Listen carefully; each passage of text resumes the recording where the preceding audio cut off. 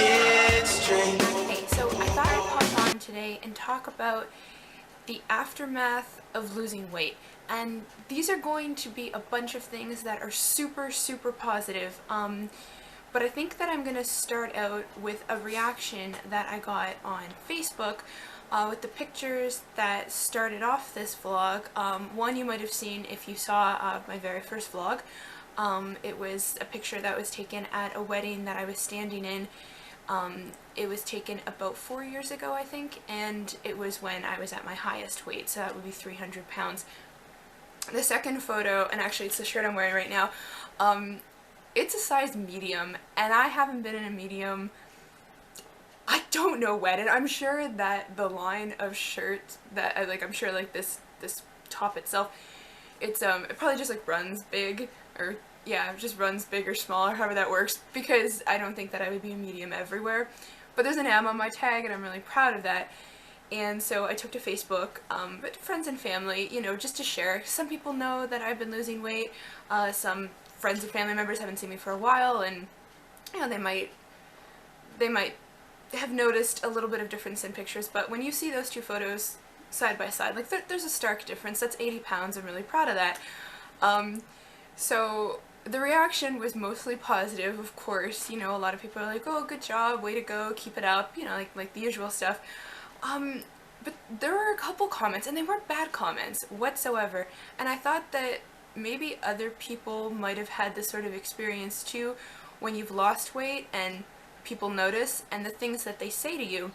One of the comments was talking about how weight is just a number, and it is a number. And they were basically telling me to be grateful for the body that I have getting me through this life, no matter what the size. Don't be fixated on a size. You're beautiful no matter what. I am not disputing the fact that I wasn't beautiful at 300 pounds. I'm not going to dispute the fact that I'm beautiful now. I'm not saying I'm a stunner, that I'm gorgeous, and because I don't think that beauty has to go hand in hand with a number. That's the gist of that. But by saying it's just a number, yeah, it is, and maybe somebody at 300 pounds too might be extremely happy with themselves. They don't have any health problems. They're completely fine. I wasn't, and 300 was, I mean, that's a big number to me. But it was taking a toll on my health.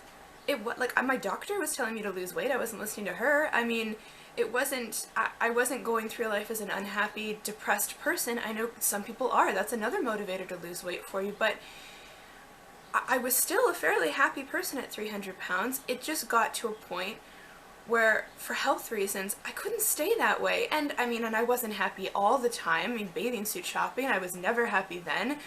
You know, there were some days where just nothing in my closet fit me right, and that kind of sucked. And, you know, so there were moments of sadness, but overall I was a happy person.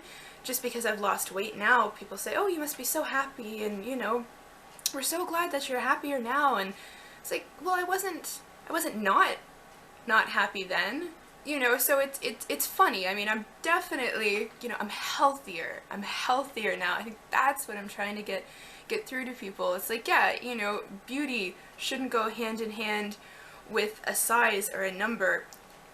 That's clear. That is so clear. But I'm healthier now, and that was the point I was trying to get across on Facebook. And I so appreciate everyone's comments about how they thought I was beautiful then, you know, and even more beautiful now. It's very sweet. But I want to be called healthy now. So that's what I really want.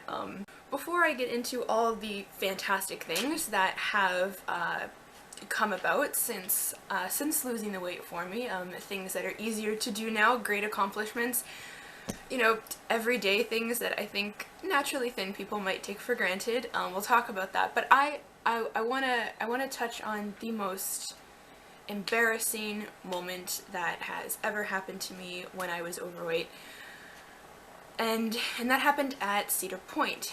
I'm a Canadian, but I live fairly close to the States, so taking a trip over to Cedar Point was no big deal, and I decided to go with a few friends of mine.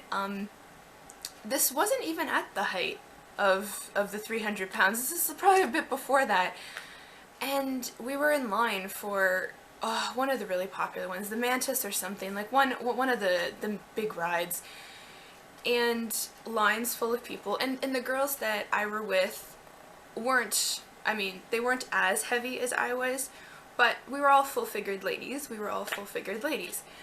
And there was a guy standing at the gate with a test seat, and out of like the tens of people that were like walking through the opening gates at the same time, he singled me out, and he pulled me to the side, and he asked if I would just sit in the seat to see if I could fit, and if the seatbelt could do up,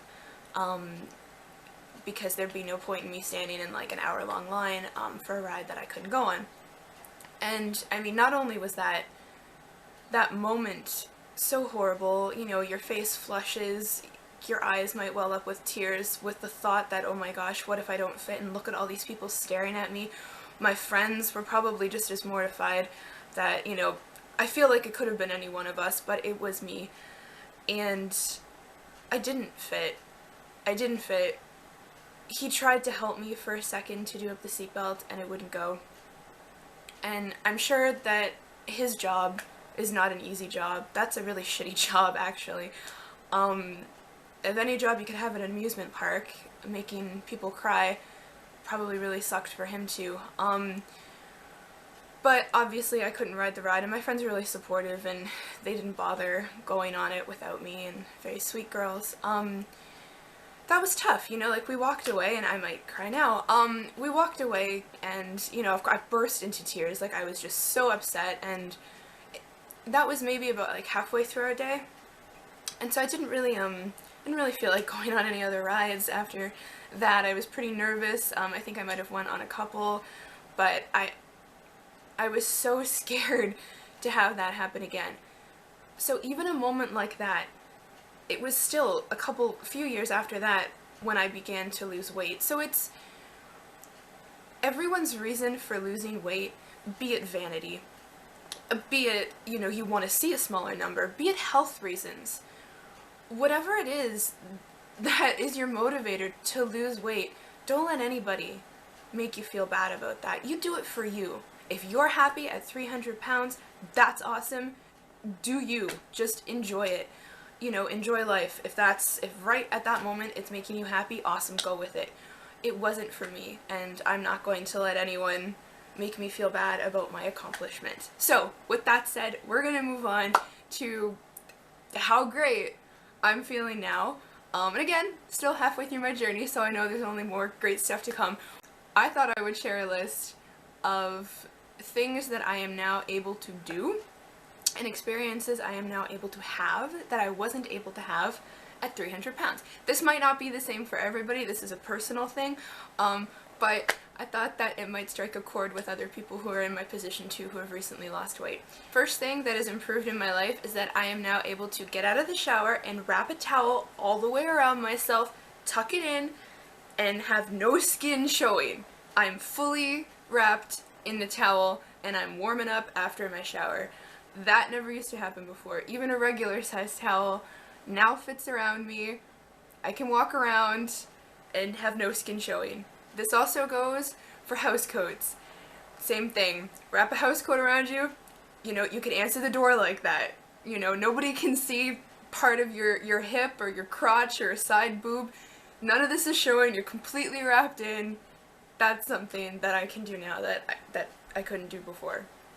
I now have clear skin on my back. Kind of gross, but I had back knee by eating clean. All the skin on my back, smooth.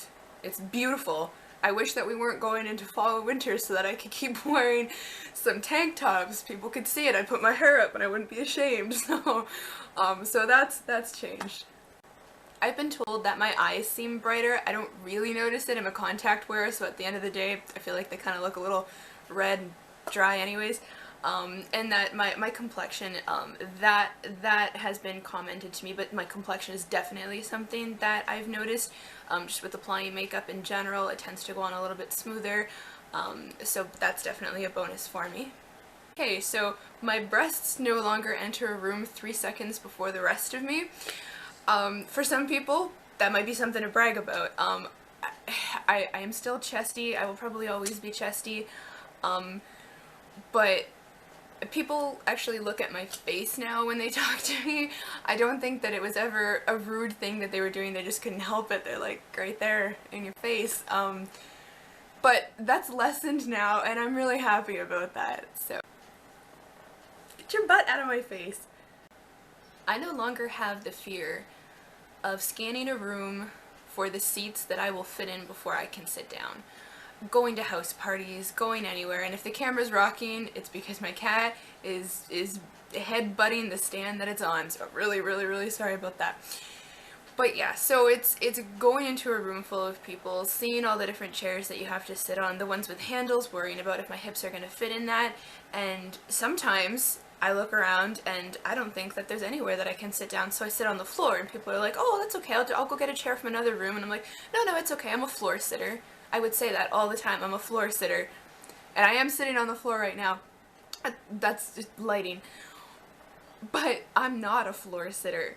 I don't. I would rather sit on the comfortable chair or the sofa like everybody else and you know, be face to face with them eye to eye while we're talking. I would much prefer that. So that was a bold-faced lie. I'm not a floor sitter. Never was. And lastly, I no longer get winded walking upstairs. In fact, I don't get winded walking, period, so that's a great thing. So I hope that you enjoyed this video. It was really fun to talk about. I hope somebody took something away from it. If you enjoyed watching and you feel like subscribing to my channel, I plan on putting out a lot more of these lists, a lot more great accomplishments that do come my way, and maybe we can share some together. I hope you guys have a really good day. Bye.